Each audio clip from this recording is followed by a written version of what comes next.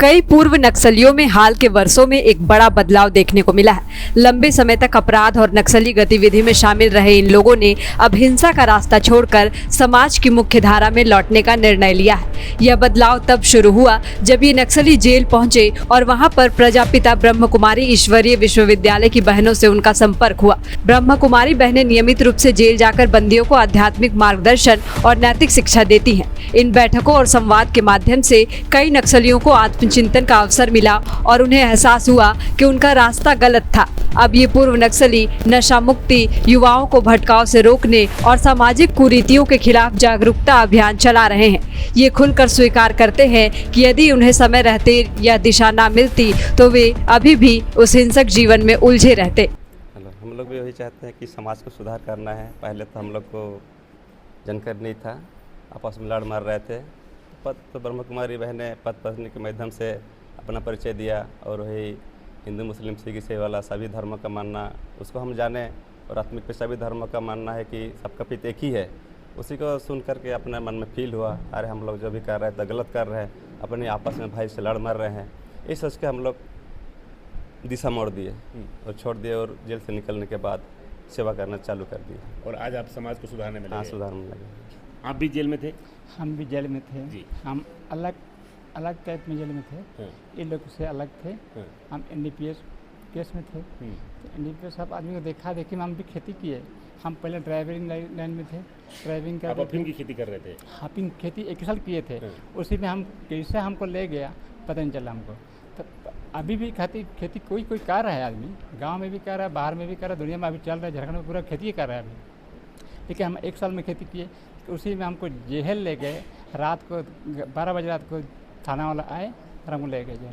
तो जेल में ही हम एक गुरुआ भाई है, इसी से हम ज्ञान लिए। इसी से ज्ञान लेकर अभी नशा भी कर रहे थे हम। नशा भी हमारा ख़त्म हो गया। आपने 5 महीना में नशा ख़त्म हुआ। खैनी भी ले रहे थे, दारू भी ले रहे थे, हाड़ी भी ले रहे थे, लेकिन उस नशा भी ख़त्म हो गया। इसलिए हम सोच रहे हैं कि अभी सबको नशा मुक्त तो होना ज़रूरी है। तो ये आप लोग जागरूकता कर रहे हैं? यही जागरूकता कर रहे हैं। चलिए, देखिए, ये जो कैदियों में परिवर्तन आया है, आपने अभी उनका इंटरव्यू लिया कि उनमें बहुत सारा परिवर्तन आया। परिवर्तन क्यों आया? क्योंकि जब हम राजयोग का अभ्यास करते हैं तो हमारी विल पावर बढ़ जाती है। वो खुशी पहले किससे ढूंढते थे? बाहर नशे से ढूंढते थे, या जैसे उनको गलत शिक्षा दी गई कि लोगों की ऐसे मदद करनी है, उनको गलत शिक्षा दे दी गई कि समाज के विरुद्ध कुछ हो रहा है। लेकिन जब राजयोग के द्वारा पहली बात उनको सत्य ज्ञान मिला। सत्य ज्ञान एक थ्योरी है। जैसे उन्होंने राजयोग का, हमारी बहनों ने उनको 1 हफ्ते का कोर्स कराया, लेकिन वो केवल थ्योरी है। जैसे साइंस के स्टूडेंट 9th 10th में या 12th में फिजिक्स पढ़ते हैं, केमिस्ट्री पढ़ते हैं, केवल एक थ्योरी है, लेकिन लैब में जाके प्रैक्टिकल करते हैं।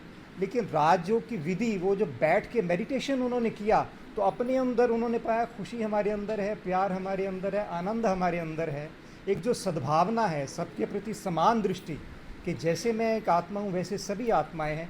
जब उन्होंने राजयोग के द्वारा रियलाइज़ किया, उससे उनकी विल पावर बढ़ गई। उससे उनको पता चला कि ये हम जो ज्ञान दे रहे थे दूसरों को, जिस संस्था के साथ जुड़े थे, वो तो एक गलत बात थी। और उस खुशी, प्यार, आनंद को पाकर उन्होंने ये अनुभव किया कि ये सब तो मेरे भाई बहन हैं, तो मुझे इनके विरोध में क्यों जाना है? मुझे तो इनको सत्य ज्ञान देकर, जैसे मुझे खुशी मिली है, जैसे मुझे प्यार मिला है, ऐसे मुझे इन सबको देना। इसलिए आपने उनसे सुना कि आज वो जन जन को जो उन्हें प्राप्त हुआ है, जिसको कि कहते हैं अनकंडीशनल हैप्पीनेस, अनकंडीशनल पीस, वो सबको देने की सेवा कर रहे हैं। ये जो लोग जेल से सुधर कर आए हैं और अब समाज को सुधारने में लगे हैं, तो इसको समाज भी सुधार रहे हैं, अपने घर में बिजनेस कर रहे हैं, धंधा कर रहे हैं, लोगों की घर में पालना कर रहे हैं, अपने कमाई का रास्ता निकाले हैं। कोई एक भाई हमारा टेंट का काम कर रहा है और जब हमारे संस्था में कुछ कार्य होता है उसका सहयोग भी हमें देते हैं, फ्री देते हैं कि नहीं दीदी हमारी सेवा होगी, हमारा भाग्य बनेगा। तो इसलिए इनको अपने जीवन के अंदर में जो प्राप्ति हुई है, ये हमारा राजयोग मेडिटेशन की शक्ति है जो अभी हमारा चल रहा है। अभी माउंट आबू से हमारे राजेश भाई आए हैं और आ करके यही योग तपस्या 3 दिन से चल रही है। क्योंकि कहावत में कहते भी हैं कि तपस्या के बल से इंद्र का इंद्रासन भी हिल जाता है। आज हर एक व्यक्ति तपस्या कहते हैं, लेकिन हठ योग या राजयोग नहीं है।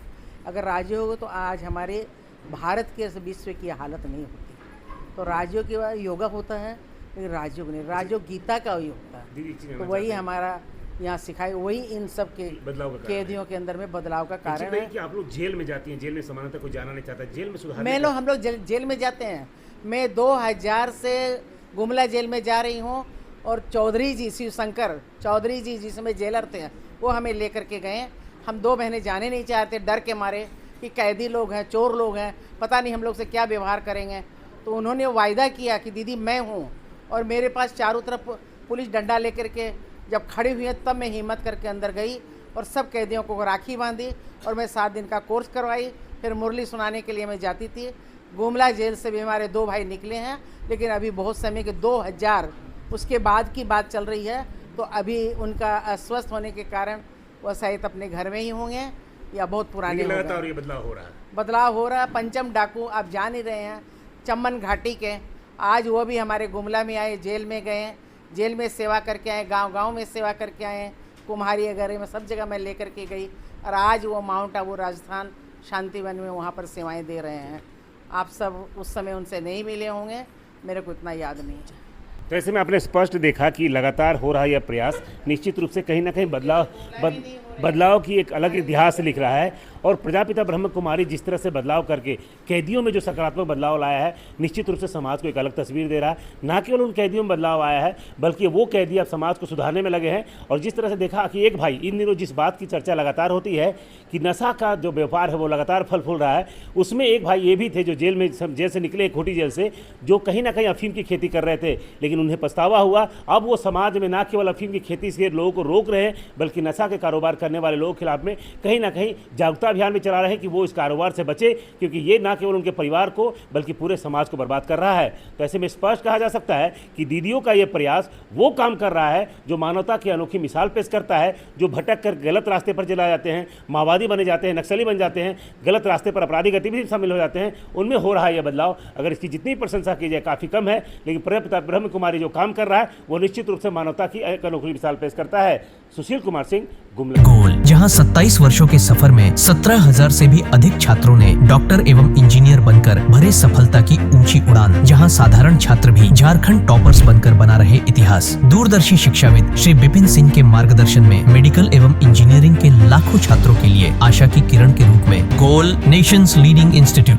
बायोम सिर्फ मेडिकल प्रिपरेशन का संस्थान। बायोम से लगातार दूसरी बार नीट यूजी में 700 मार्क्स पार। 10th पास स्टूडेंट्स के लिए फाउंडेशन कोर्स, 11th पास स्टूडेंट्स के लिए फ्रेशर कोर्स और 12th पास स्टूडेंट्स के लिए टारगेट कोर्स 17 अप्रैल से शुरू हो रहे हैं। कॉल 7360066190 और visit Biome, circular road near women's college and Hinu, Ranchi. thefollowup.in. Like, share and subscribe.